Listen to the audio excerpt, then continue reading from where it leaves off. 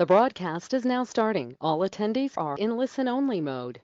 Hi, I'm Bob Coleman. Welcome to Coleman sponsored webinar, Clark Street Capital Balancing Act, Bank Risk Management during GFC, Global Financial Crisis 2.0. John Winick, founder of Clark Street Capital. John, you had this down, but I forgot. You founded it in October 2008 when the world was going downhill. And John is the expert in working with banks on structuring balance sheets. John, I love what you've done. This is the second of these webinars, and I'm going to turn it over to you. And John, introduce your panel. Excellent. Thank you, Bob. I'll just go in order. From StoneCastle, Josh Siegel, CEO. Umrai Gill, Managing Director, Performance Trust Capital Partners. And Jim McAlpin, partner, Bryan Cave, Leighton, Paisner. Excellent. All right, well, let's get right into it. If you could pull up the First Republic stock price. Thought we'd kind of get into some of the hot news of the day. First Republic reported earnings end of last night. Key headline was the loss of about $100 billion in deposits. Umrai, how'd their earnings look? Well, John, it depends on if you're just looking at Q1 or what this whole episode is going to mean going forward. But the Q1 top line numbers actually are really deceiving. It's important to remember that the 2 out of the 3 months in the first quarter was sort of business as usual for First Republic. So if you look at the actual meaningful changes in their balance sheet that occurred, the outflow of deposits, they lost effectively 50% of all of their deposits when you exclude the $30 billion of CDs that were put in by a consortium of the big banks.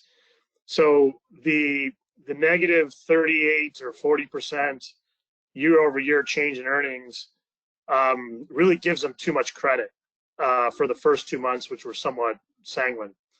So the real question is, if you look at the balance sheet today going forward, the earnings power of that balance sheet has meaningfully eroded, as the markets are highlighting with the red down 35% today.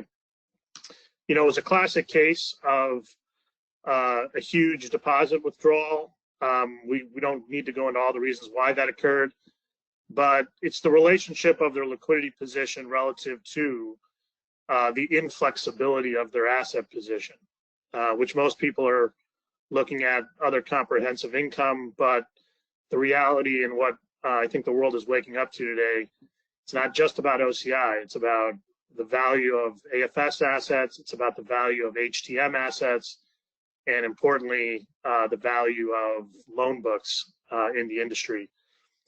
So I'll hand it back to you, John, but they are now operating with a 170% loan to deposit ratio. Wow. As for questions, any of you can ask questions through the chat function. We'll probably get those at the end. But we're going to start right now with the poll question. As we go into the topic of deposit insurance, you could cue that up. How does U.S. deposit insurance compare to Europe? Less coverage, similar coverage, more coverage?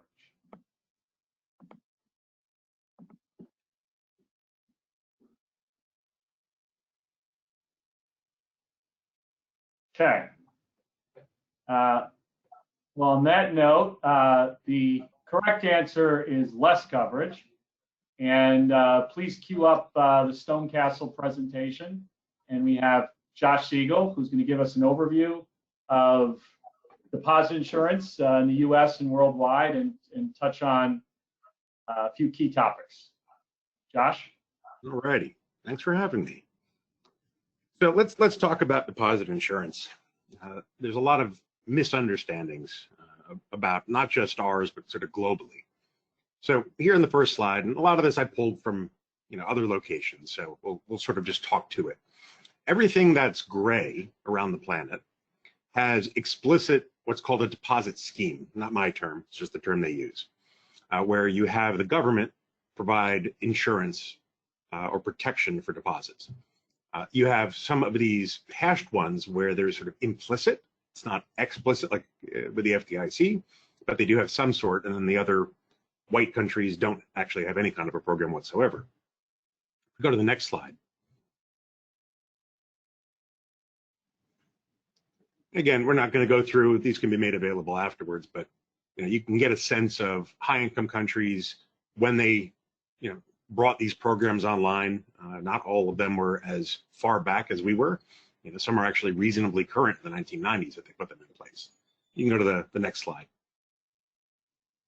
All right, these are some of the implicit markets. Even larger countries, Australia, there actually is no explicit program, or Israel, or Kuwait, or New Zealand. Next slide. And again, sort of the details. And what I'll talk to without going through each of these little tiny numbers and lines. The United States actually has better insurance protection than any other country on the planet, by far. In the current rules, as we are generally familiar with, you are, as an individual or tax ID at business, entitled to $250,000 per bank. There is a bit of a misnomer that people say, well, I can have an account, my wife can have an account, and then our joint account gets additional coverage. That actually is not true per the FDIC website. It looks at your total exposure at the bank, whether it's in a joint account or separate. If you have a family trust, which has its own tax ID, yes, but each human is entitled to $250,000 per bank. Now, if you are at 1,000 banks, you can have 250,000 times 1,000, so $250 million of FDIC insurance. In the EU, for example, depending on the country in the EU, it's typically 100,000 euro, but it's not in all EU countries 100,000 per euro per bank. In many of those countries, it's 100,000 euro total, no matter how many banks you're in, right? So that's a huge difference. In some other EU countries, it's only available for individuals, not for businesses. So when we look at deposit insurance in the United States, it is by far the most robust, both in the coverage, who's covered, the multiplier of per bank. So when there's these discussions in DC about, well, do we expand it further? One would have to say, looking at 104 countries that have these programs, do we need to go even higher when these other ones do not, especially even well-developed countries? You can go a slide or two forward. There we go. So if we take a look at uninsured deposits and who has the most exposure sort of before this all happened at the end of 2022, you can see pretty significant amounts, things that don't really look right for good reason. Historically, you would tend to have uninsured deposits being a couple tens of percent, 10%, 20, 30. What's happened as well, it's not just in the COVID days, it's been going on for quite some time, but exacerbated, was $3 trillion of currency was printed, truly printed, which creates inflation. You can't force people to borrow money from you. I'm sure banks wish they could, but you can't. So what do you do with excess funding? You buy securities. What's the prudent way to buy securities? You hedge them if they're fixed rate. All of these things didn't happen. But the preponderance of, as you can see, mostly large regionals having very large balances of uninsured deposits definitely is what's stoking the fear. Next slide. Right. And when you take a look at, again, this is just the available for sale securities, not necessarily the HTM or the loan book, as Umrai was talking about. And you look at the common equity tier one, the CET1, relative to where would it be adjusted? Sure, JPM tends to, got to give him credit, he tends to run a pretty good book, but you get down to where Silicon Valley was, or Wells, or Bank of America, very quickly the delta is significant. If you had to ask the reason why, I have to say it's one thing, it's greed, right?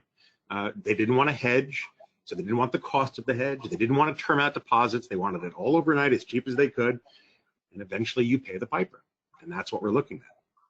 Next slide. And again, when you take a look at uninsured deposits before exclusions and then the uninsured deposits in terms of sort of the delta. You can see that the trend, right, really built up to the end of 2021, right? This is sort of peak excess dollars in the system from the $3 trillion that was printed.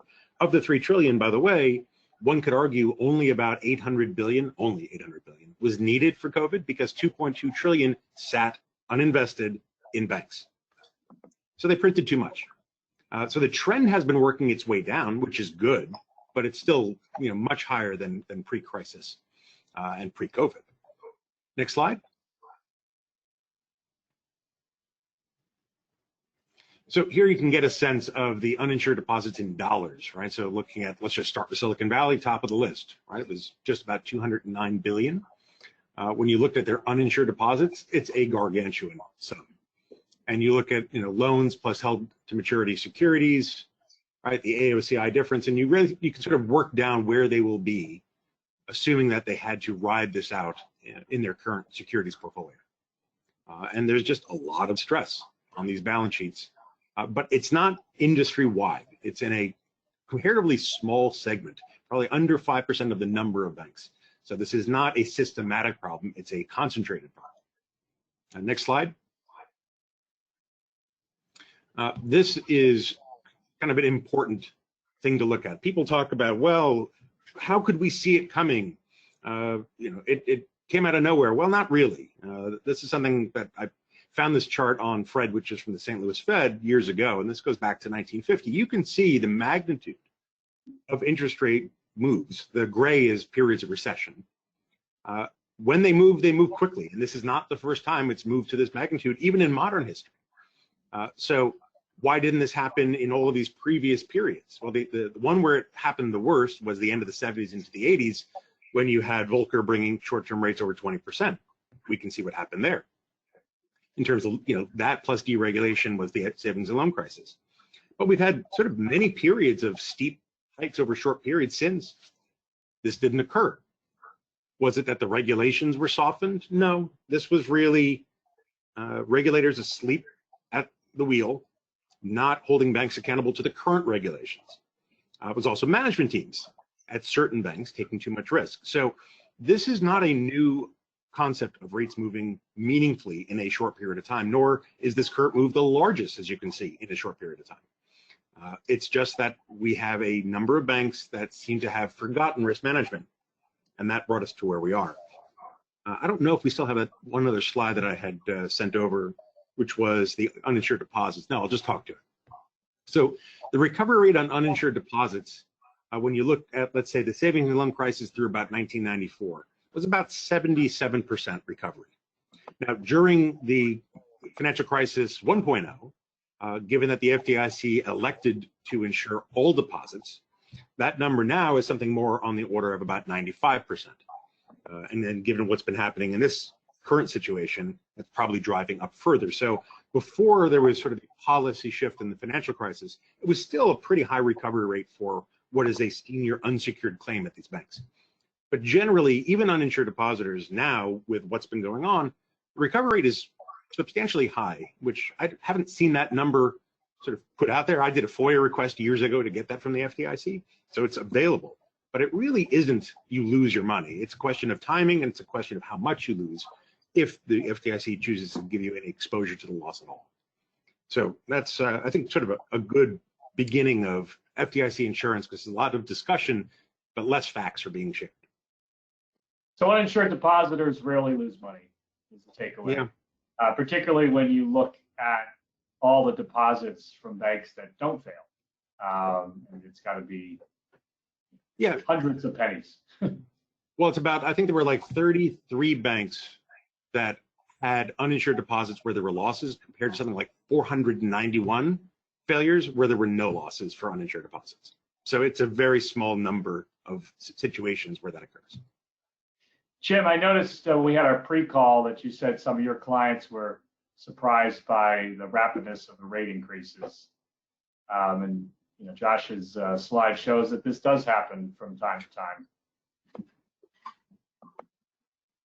Is that a question, John, or? Yeah,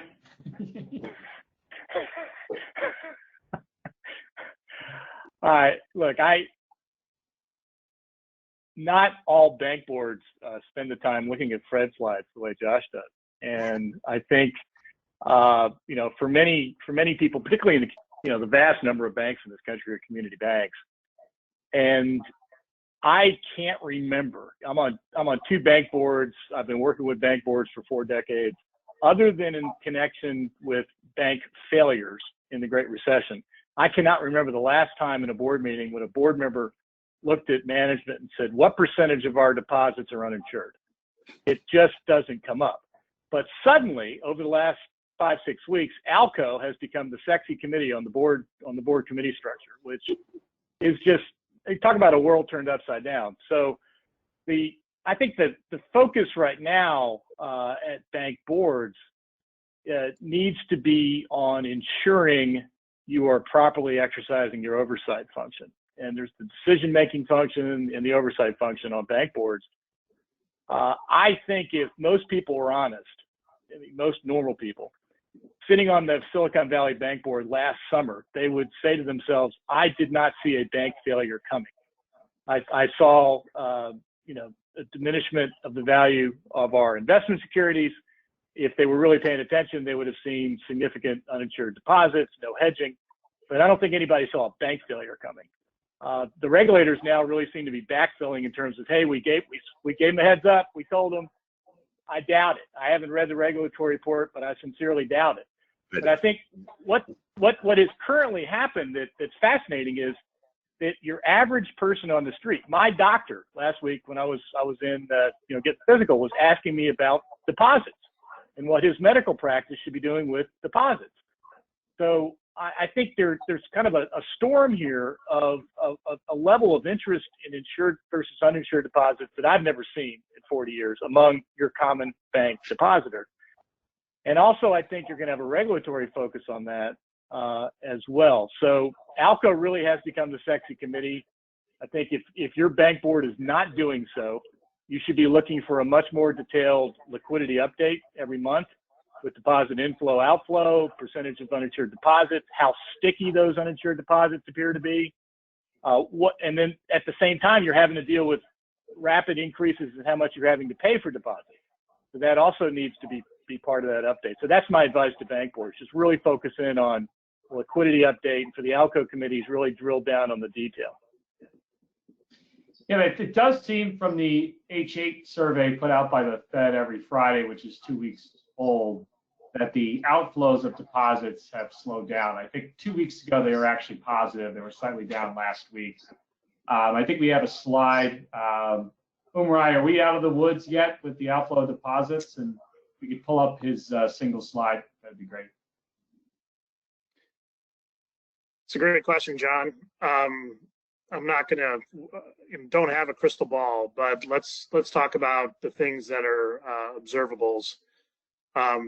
Jim's points on awareness at the board level, I think are really spot on. And what I want to just maybe latch onto that for a moment before we address the slide. The big issue we're seeing is, even though ALCO discussions have elevated in importance, it's really difficult for an institution, particularly a board member, to know if management's got a good process or not. You think about it, most board members are very, very high IQ, have been in the industry a long time, but they're not cash flow experts. And if you put a ALCO output in front of them, they're going to look at the numbers. They're going to ask, are we in compliance? And it's basically really a reporting function in many cases. So what you see in front of you is a screening tool that we built at PT. And the first piece of awareness or awakening that not only has to occur in the bank boardroom, management and directors, is to recognize that the deposit profile, deposit behavior could be permanently different than what they're used to. In fact, we would recognize that assumption is actually a good operating assumption. The next question becomes, okay, well, what does that look like? Well, the reality is nobody knows exactly what the average life of their bank's deposits are going to be, for sure, as evidenced by the fact that these very large, concentrated, idiosyncratic events can happen. No outcome model on the planet could have predicted 42% of SVB's deposits leaving in an afternoon. So we've got to be careful not to fall into a false sense of precision around what the ALCO report is telling us, and instead really start thinking about directionally, how is this new environment going to impact our institution? So part of that's on the deposit side. We're proponents of what we would describe as a multi-scenario approach. So instead of trying to answer the question when there is really no one answer, it really relies on looking at a series of outcomes and how that impacts your institution. So we call that a scenario-based approach.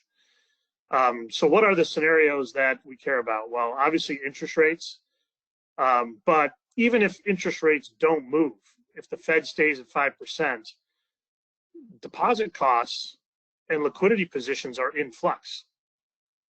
So as one banker put it, if you don't have a move in rates and you have a big move in cost of funds, what is the beta on that? How do you model that? Well, the beta is actually infinite. So traditional models are not equipped to handle this. So our advice and the way we're trying to orient is really to understand what is the sensitivity to operating performance if you land at 30% of the Fed funds target rate for your institution's cost of funds, if you land at 40%, if you land at 50%, 60, and so on. The reality is we have to evaluate a series of different outcomes. Most institutions, when you do sort of a broad-based study, would show that in tightening cycles, and in particular this one, where you've got such liquidity pressure, will land on the really good side, like really strong core deposit position, operating accounts, checking accounts, very granular, very high amount of insured deposits, and good history around funding costs would land somewhere in the 30s. So think about today, Fed funds at 5%, a really competitive deposit position would be a 1.5% cost of funds. Most will land somewhere between 50 and 60 or even close to 70 for those that are more wholesale reliant. The next question you ought to ask as a management team and a board is not only are what my deposits, what could they do, but what does it also mean against the asset positions that my bank currently holds? Remember, the performance is not just driven by liquidity, cost of funds, but it's the liability structure relative to the asset positions that that bank has. So 2022 was a big year around this topic of OCI, right? The OCI discussion. Now people are talking about not just OCI, but what does the HTM book look like? What does a loan book look like? Because if I'm going to really get my arms around the flexibility or lack of flexibility of an asset position, I shouldn't be drawn into incomplete accounting. I need to actually look at all cash flows on the balance sheet. So it's a really, really complex situation. And then you add on the third layer, which is capital position against the liability structure, the asset structure of a bank. And again, most management teams, to Jim's point, are finding they need a lot of help to educate the Jims of the world, you know, who've been in banking 40 years, but really are relying on management to give them the tools and information to be able to decide. We're looking at that chart. At 60%, you're basically break even if your total asset yield is between 4.4 to 4.5%. Yep, and that's where funding positions are going. They're in a lot of cases at 40. Again, all the data, even previous cycles, suggests they'll land somewhere between 50 and 60. And to your point, John, or your observation, just look at the delta change in pre-tax, pre-provision net income. Pick an asset yield. Let's use 5%. And that includes securities, loans, cash. And if you're funding today at 1.5% and you've got a 5% total asset yields, round numbers, you're making 24 million. Now, if your cost of funds goes from 1.5 to 2, which by the way is very well inside of the realm of possibilities, you just lost 25% of your pre-tax, pre-provision net income. Now, let's say you land at 2.5% or 3% cost of funds. First Republic, given their loss of deposits, I would argue didn't go through the granularity of it yet, but they're moving it well into the threes, which is somewhere in the 60 to 70% area. You went from basically making, in this basic example, $25 million down to not making any money. And then if you go further than that, we call this basically negative operating leverage, you start eroding capital. So not As only I do you recall, become First Republic had assets with an average earning yield of 3.7%, and anecdotally, it's a lot of fixed rate papers, so they're not getting any benefit from higher rates because they're stuck with underwater mortgages. Yeah, they'd be at the very top right of this grid. And they pulled guidance, they withdrew guidance, because the reality is they don't know where their cost of funds are going to shake out. And public companies don't really like to guide profitability that's going to flip to be a negative position. Josh, you look like you had something to say. Yeah, I mean, we have to sort of keep this in context, right, of not overthinking. I mean, we can go back 30, 40 years of data. And what's the average ROA of a bank? About 1%, right? Doesn't matter whether it was in 1980 when rates were near 20% or a couple of years ago when they were near zero, right? If you look at sort of the fat center of the distribution curve, most banks were between 80 basis points and 110 basis points. That's where they are.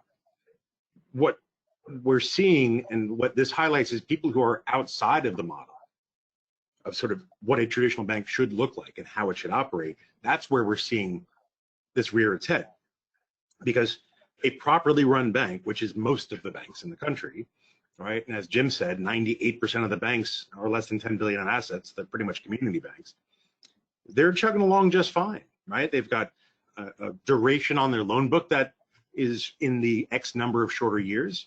It reprices over time. Fixed rates are somewhat hedged or not, and deposit rates will move up. And you can also track average interest-bearing deposit rates going back, decades as well, and it tends to trend a bit below Fed funds effective. That's just where it is. So you didn't need to have fancy models 30 years ago, and yet that wasn't the issue, right? This wasn't collapsing banks because of moves in rates.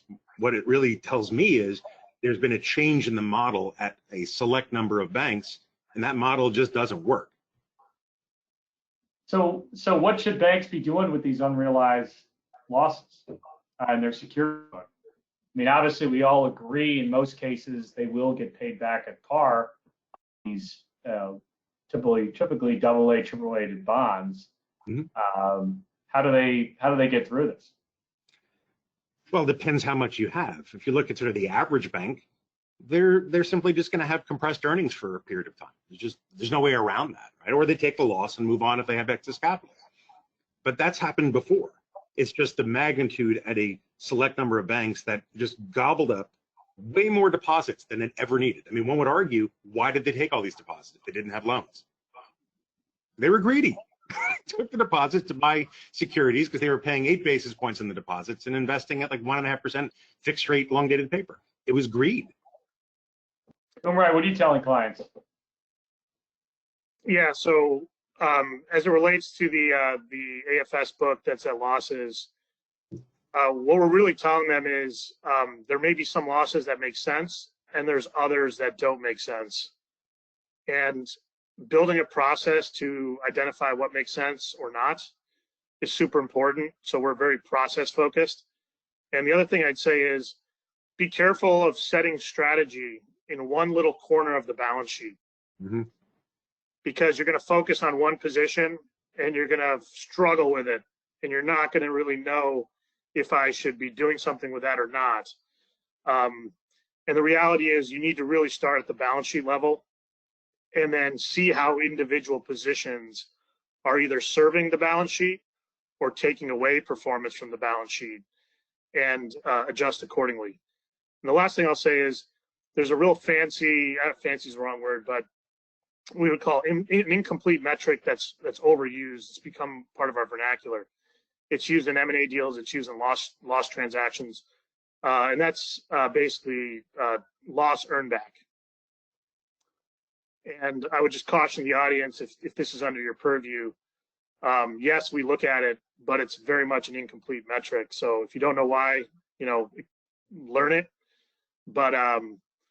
But yeah, it's not a simple answer, John, where take the loss or not. You need a process in place, and you need also a process that starts at the balance sheet level. John, don't forget also, if you look at the average size of an average bank over a 5 or 10 year period, they don't stay at the same asset size, right? If you're even a reasonably performing bank, you're growing, which means that existing part of your balance sheet that's locked in low fixed rate becomes a smaller and smaller component. Right? It doesn't mean try to grow yourself out of the problem. It's just continue to grow, write new loans, new business, and this becomes a smaller and smaller issue over time. Another way of what Umrai just said. Yeah. Well, I think the bank earnings reflected the fact that most banks are benefiting from higher rates. Yes. You saw the largest banks and several of the regionals. I mean, they may have lost some deposits and their funding costs went up, but there's a positive side to higher rates. Generally, it's 10 basis points for every 25 Fed increase goes to net interest margin, roughly. Something like that. Yeah. We have a poll question with bank boards. This is for bankers only. I know we have some non-bankers on here, but we could pull that up. Due to the events of the past few weeks, how has your board engagement level changed? Significant increase in engagement, modest, no change, less engagement.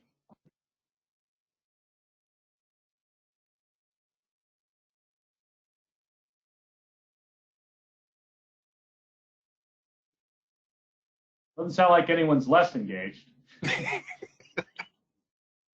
Jim, that's good, John.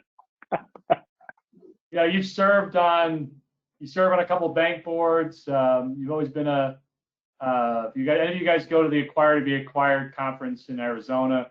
Jim is a rock star there and is an expert on bank boards. But what are you telling bank boards these days? What should they be doing? Should they be making changes? Should they fire their CFO? I mean, what should bank boards be doing?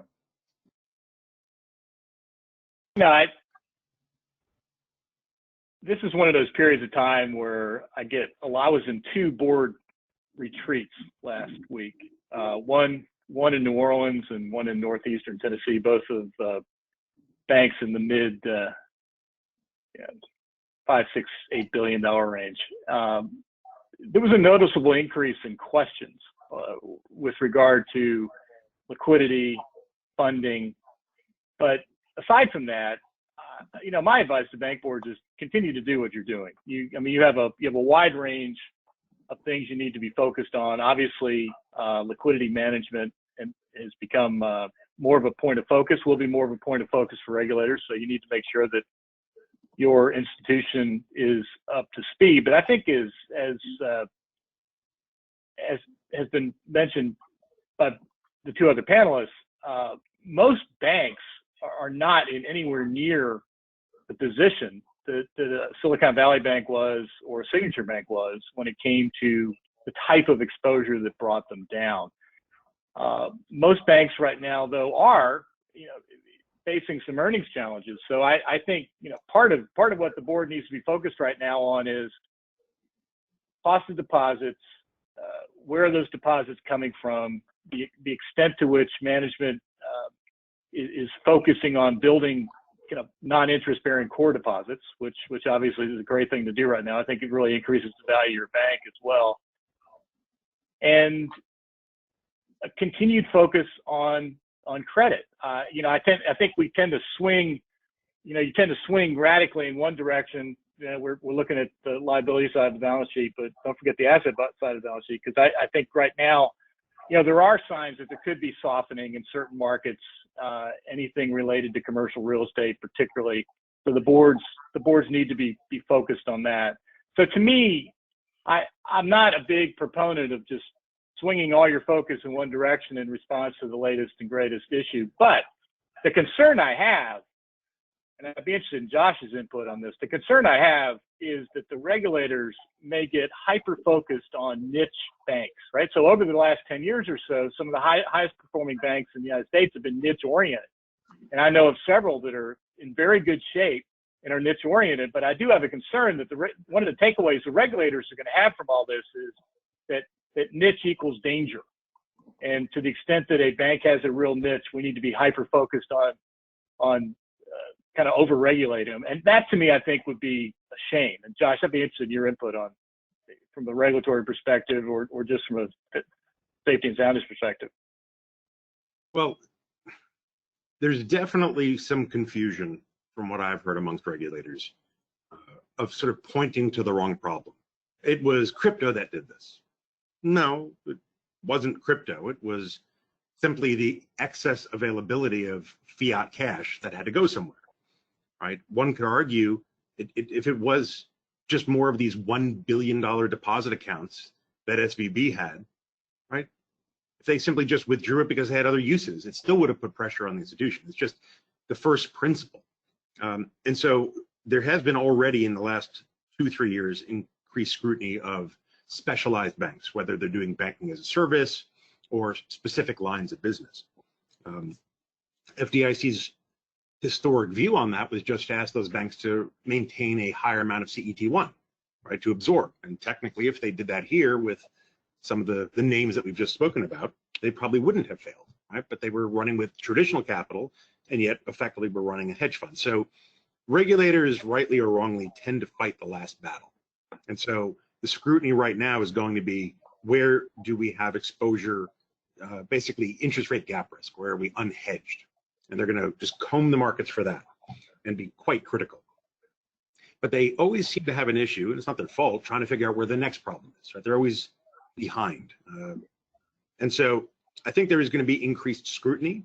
I'm hoping that Congress on both sides of the aisle in both houses, who seem to be pro-community bank and have been for a while, will try to make sure that community banks, don't suffer the wrath of this. I mean, even Elizabeth Warren has been very critical of banking after the Great Financial Crisis. 1.0 was on the record saying community banks were not responsible for this, which is true. So I think that's the story we all have to keep reminding our congressmen and senators, is that we didn't do this and we're fine, because the facts work in the favor of smaller and mid-sized banks who didn't stretch. So yeah, I think it is a concern, and there has to be active participation from the industry to make sure the information being delivered to the regulators and to the politicians is accurate and correct of the reality, not the fear. Jim, I know you work on a lot of M&A transactions. Is M&A on hold right now? Umrai, Josh, you want to also chime in? Yeah, I'll start out. I think M&A was suffering before Silicon Valley Bank failed. It was an interesting article in the American Banker yesterday. If you've not read it, I'd recommend it to you. They indicated there were only 6 announced bank mergers in January of this year, which was the lowest number for a January since 2009. Mm-hmm. There were only 8 announced mergers in February of this year. And this is coming off a year last year where we had 168 deals done, which was down about 40, 50 from the year before. So I think prior to everything we're now discussing, you already had challenges on the part of buyers, I think, in valuing sellers. I mean, for all the reasons, the AOCI issues, what's going to happen with credit. And you had some buyers that were hampered by their stock prices. So that already existed. Now and you've also perhaps heard this a little bit, but unless you've been involved in a recent M&A transaction, the regulatory environment has toughened. It really has toughened. The FDIC has changed, particularly, and it's harder to get a deal done. It takes longer. The hurdles are higher. You need to be cleaner. If you have any kind of CRA issues or compliance issues, you're in trouble. And it's tougher than it was 2 years ago. And now we're going to layer on top of that this concern about liquidity. So I am not expecting a great year in bank M&A. I know that I have several investment bankers who could tell you this is a perfect time, in a way that I just can't because I don't believe it. But it's a perfect time because when things are down, this is the great time to sell your bank. So I would. We were already challenged, and now we're more challenged. Is kind of where we are, and I'd be interested in Josh and Umrah's input as well. I mean, sellers don't like the current valuations, and buyers fear uncertainty, right? They don't want to catch a falling knife. So yes, it was since bank stocks started coming off, I guess what, end of 21 into 22, it already slowed down. But 100% agree, and I think it's going to stay this way. And Jim, you made this, this comment about the regulatory environment's more difficult. If they were actually saying no to deals, I would agree with you. But they're just not saying anything. That's the problem. They're just dereliction of duty. They don't want to make decisions. And that's what's making it so difficult is, I mean, I've been involved in things that took years to get an answer. Should not take years. I know a couple of retired FDIC chair men and women. They're furious about what's going on. It's not just the FDIC either, right? It's Fed, it's OCC. It's not the states. The states are still actually pretty quick to respond. But the federal regulatory environment seems to be, if I don't make a decision, I can't make a bad one. There's no doubt that a fearful market will slow down those transactions. For most management teams and boards, they are evaluating capital allocation decisions between organic, inorganic, a la M&A, or distribution, and dividends or buybacks. The inorganic side is oftentimes when there's transparency or visibility, to Jim's point, around what it actually is that you're buying. What's the true capital position? What's the true deposit structure, liability structure? What's the true strategic benefit to it? That is required for you to have to evaluate a deal in order for you to compare that capital allocation alternative versus other things that you can do. And so if you can't evaluate it, you can't compare it versus other alternatives, and therefore you can't do it. So it's going to be a while if you include rates, the uncertainty of liquidity and liability structures, alongside of the uncertainty of credit. Three big risks in banking: risks, liquidity, credit. There's other ones, obviously, but those are really three big ones that are in flux. So not sure how you do a deal with that backdrop without the right tools. Yeah, John, let me just add one thing, because this for those who haven't been involved in regulatory approval of deals lately, I think Josh makes a really good point. They can kill you just by silence or inactivity. But if you think about what happened the weekend of Silicon Valley Bank closing, and you read I've read everything about it. I've read it with real interest. And if you think about what FDIC said, we only had two bidders, and one of them didn't have board approval. And I'm just reading to myself. All right, so it's Saturday afternoon. You get the bid, and it doesn't have board approval. So you just reject it? Why don't you call them back and say, hey, if you can pull together board approval by phone call, which will take all of 15 minutes, we can consider your offer. But I do think, indirectly, it was reflective of kind of their position right now. Yeah. And I do think, particularly with larger bank M&A, there is just not an interest on the part of the regulators. And that kind of trickles down to smaller bank M&A over time. I mean, I can't believe that the option we ended up with was the least cost alternative, a $20 billion loss that was about a quarter of the insurance fund. That cannot have been the least cost alternative. And it's just a different environment right now, and I think it's manifesting itself in many ways, and really does impact M&A. Well, when you prevent the 4 or 5 largest banks from buying regional banks, right? Then who can really buy large regional banks? Maybe they should have sold it to the Fed. Yeah. Well, people mentioned credit. We'll do a quick little piece here on credit. First off, lots of warnings on commercial real estate. Morgan Stanley has been probably the most bearish on just about everything. They're talking about, could be worse than the great financial crisis. I think their key point here that we all need to watch is a credit crunch.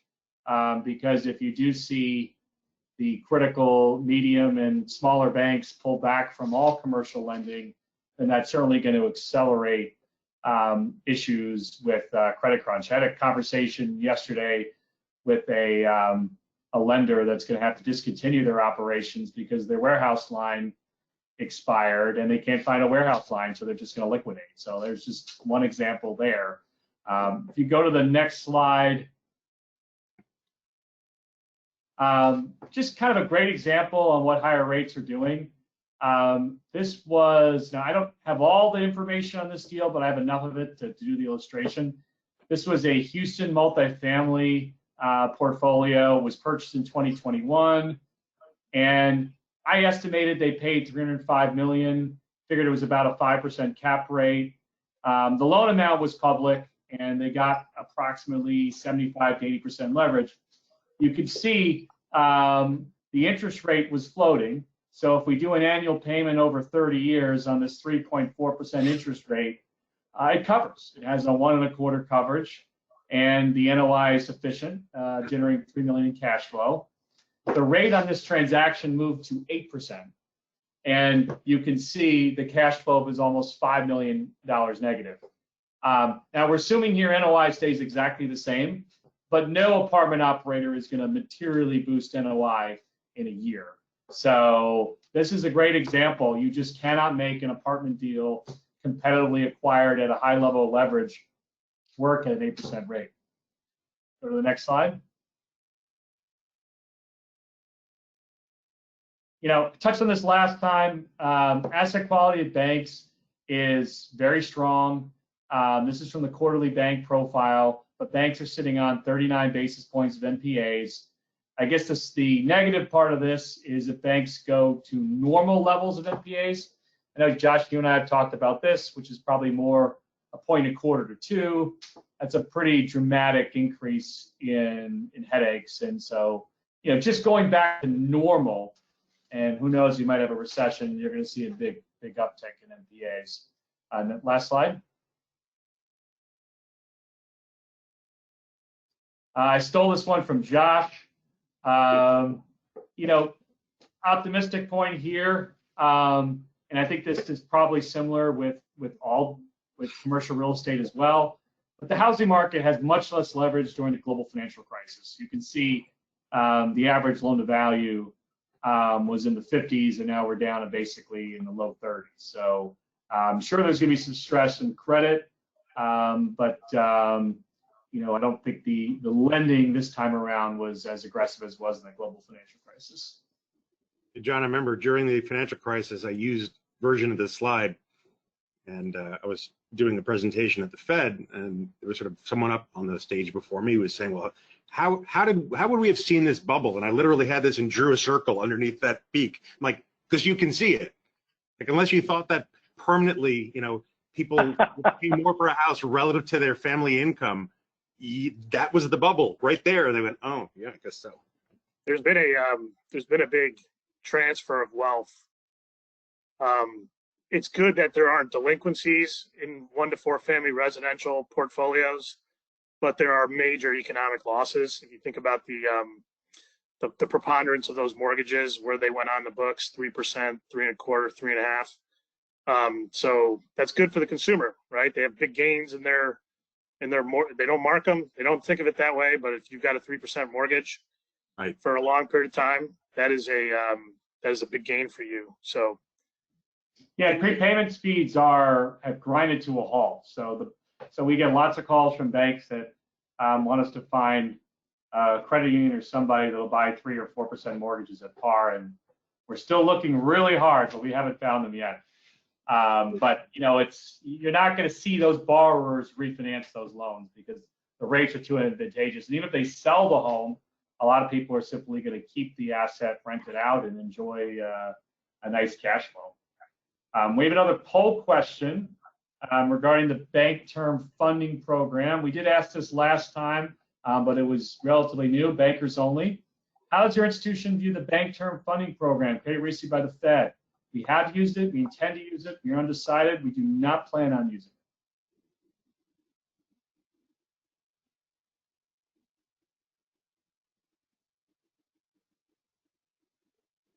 Okay. Interesting. I thought the usage might be a little bit higher. What do you all think? What are you hearing about this program? What are your thoughts? It sounds like this is a short-term solution, but it is a solution for some banks. It's a stigma problem from what I've heard, right? A lot of folks don't want it. They feel if they tap it and it's disclosed that they've tapped it, that they must have an issue. Others are saying, well, look, it's basically creating a imaginary solution of, let's just forget the mark to market on the book. We'll just loan against par, because effectively, Fed is loaning against its own book, right?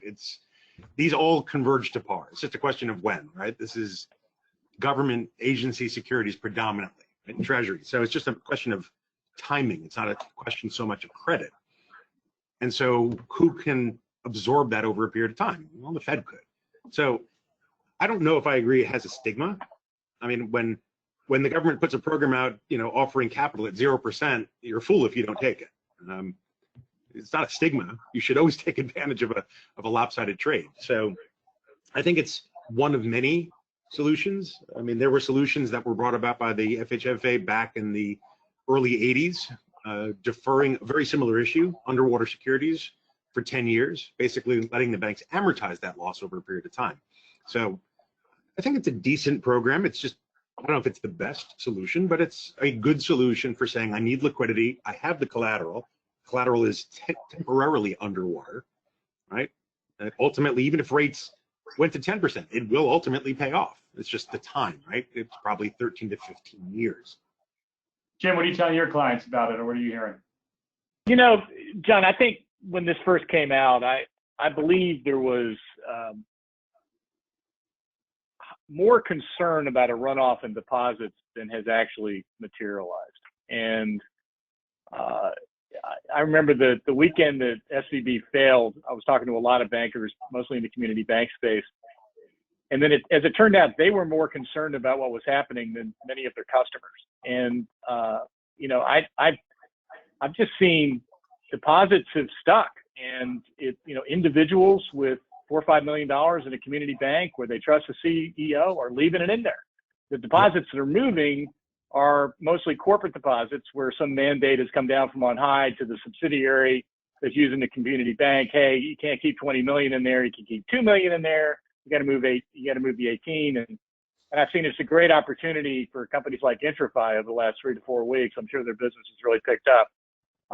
But I don't think, at least in the banks I deal with, there has not been a massive, anywhere near even a suggestion of a significant outflow of deposits. So the liquidity needs just haven't been there. We have this poll question on Intrafy. Why don't we throw those up real quick since Jim just mentioned it? Has your bank usage of reciprocal deposits, again, bankers only, through Intrafy, stayed the same, moderately increased, significantly increased?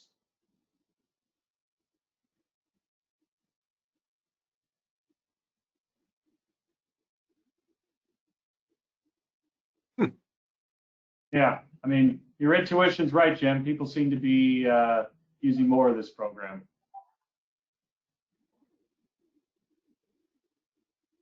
Which makes sense. I mean, I don't know what the current cost for reciprocal is, but it's 12 to 15 basis points, and you can insure $3, $5, $7, $10 million. So, I mean, that's a pretty small insurance cost to prevent corporate deposits from walking out the door. It's just, it was very different when deposit rates were 8 basis points and you had to pay twice that for the insurance. But with deposit rates on the margin being, 3.5% to 4%, for marginal new deposits, paying an extra 12, 15 basis points is nothing. You all think that, like Mike, real quick, John, the wisdom of the Wall Street Journal notwithstanding, I'd say most small businesses remember very, very clearly what happened in the PPP days just 2 years ago, where they could not get a banker at Wells Fargo to respond to their voicemail. They couldn't even get on I hate to pick on Wells, but just, any big bank, they couldn't even get on the waiting list to talk to somebody. And community banks were there. So I do think there's a lot of incentive for people just to keep their deposits where they are, as long as they trust their banker and feel comfortable with what's going on. We have some time for audience questions. So if they come in, I'll look at them and ask them if appropriate. But circling back, there's this chatter that the FDIC is going to put their report, looks like, in the next week on the future of deposit insurance. What do you all see happening? Do you think the deposit insurance will go up, stay the same? What do you all think? Crystal ball question? Yeah. I think it'll stay the same, with potentially the exception of non-interest bearing transaction accounts for businesses having either a higher limit or within reason and unlimited, but only for non-interest bearing. For interest bearing, you're creating a major new risk, a lack of discipline, without even getting into it. I just don't see it changing broadly.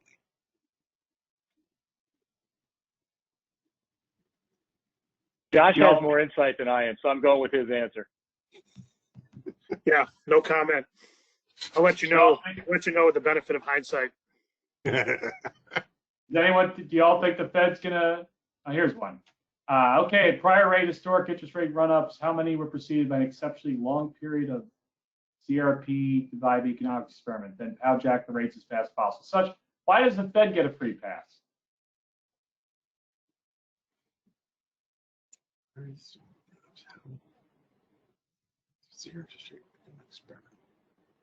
I'm not sure I follow the question. I think politically there are, it sounds like a question around doesn't the Fed have a role to play, right? So I think Josh has mentioned this previously.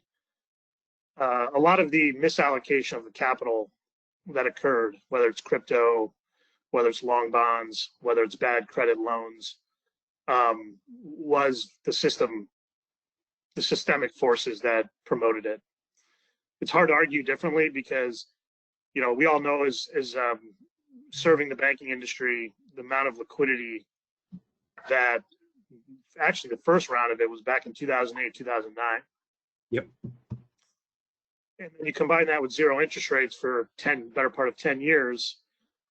It's maybe it's not totally unsurprising. We're just waking up to it. There was a catalyst to wake the world up, that you would have capital that's misallocated when you have borrowing costs at zero and money supply growing.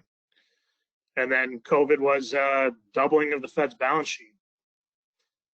So well, if you look, I mean, the Fed's involvement. I mean, supposedly they're supposed to be, apolitical, but I don't know if I agree anymore. I mean, if you look just going back since the Federal Reserve Act, right, the involvement in the Fed in social issues, economic issues is far greater in multiples than it ever was. And so one would argue, just looking at data, that, I don't know if they should get a free pass, and technically the Congress could abolish it. I mean, we had the first national bank and that went away, right? You've had the Fed creating this issue, right? So they truly printed the presses, made the currency, put it into the market, which, just like being an alcoholic, feels good at first, right? And then it creates inflation, and they go, oh my goodness, there's inflation we have to fight. So they start raising rates. At the same time, they're unwinding the balance sheet from the last financial crisis, and banks are buying up that paper that they're selling. And then now the banks, who were kind of grabbing the free alcohol are saying, okay, well, you're now basically in rehab. And the Fed was the one who created the problem, and then was trying to solve the problem they created, which then created the new problem. So I don't know if they should get a free pass, honestly. I mean, one could argue, depending on your political view, they should just not be involved in this. Yeah. Sit back. There was a good Frontline documentary, The Age of Easy Money. I think it was put out a month ago. They had Kashkari from the Minneapolis Fed, and they just talked how the Fed, partly because of a dysfunctional political system, gradually migrated to do things that they didn't historically do. And you can even see in this debate on deposit insurance, the Treasury Department was huddling with the Fed to say, how do we increase deposit insurance without Congress? Well, it turns out you can't. Right. But reflective of our political system. Well, I think we're at the top of the hour. Once again, I want to thank our three terrific panelists, and I want to thank Coleman for running this great webinar. And stay tuned. We'll have another one probably in 30 or 45 days. Thank you, John. Thanks, everybody. Thanks, John. Take care.